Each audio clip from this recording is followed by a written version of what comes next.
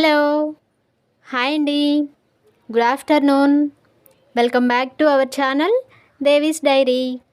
ఈరోజు మన డైరీలో ఒక చల్లటి కూలెంట్తో వచ్చేసానండి. అదేంటంటే పుచ్చకాయ జ్యూస్. ఈ జ్యూస్ ఎలా తయారు చేయాలో ఈరోజు మీకు చూపించబోతున్నాను. దానికోసం ముందుగా నేను హాఫ్ పుచ్చకాయని తీసుకున్నాను. దాన్ని ముక్కలుగా కట్ చేసి అందులో సీడ్స్ తీసేసి చిన్న చిన్న పీసెస్ లాగా కట్ చేసి పెట్టుకున్నాను. నాకు ఒక 1/2 kg పీసెస్ అయితే వచ్చాయి. అయితే వాటిని ముందుగా మిక్సీ జార్లో వేసుకొని తర్వాత అందులో ఒక 1/2 లీటర్ కొబ్బరి నీళ్ళు పోసాను. తియ్యగా ఉన్న కొబ్బరి నీళ్ళు పోసాను. తర్వాత అందులో జస్ట్ పించ్ ఆఫ్ సాల్ట్, కొద్దిగా సాల్ట్ వేసాను. తర్వాత 2 టేబుల్ స్పూన్స్ షుగర్ వేసాను. షుగర్ ప్లేస్లో మీరు హనీ కూడా వేసుకోవచ్చు. అండ్ ఇంకా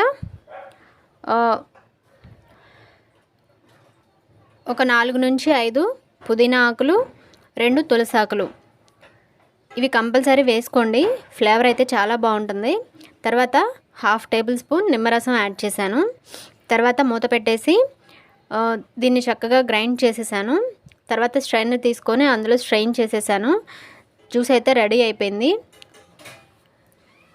మన పుచ్చకాయ జ్యూస్ అయితే ఇలా రెడీ అయిపోయింది.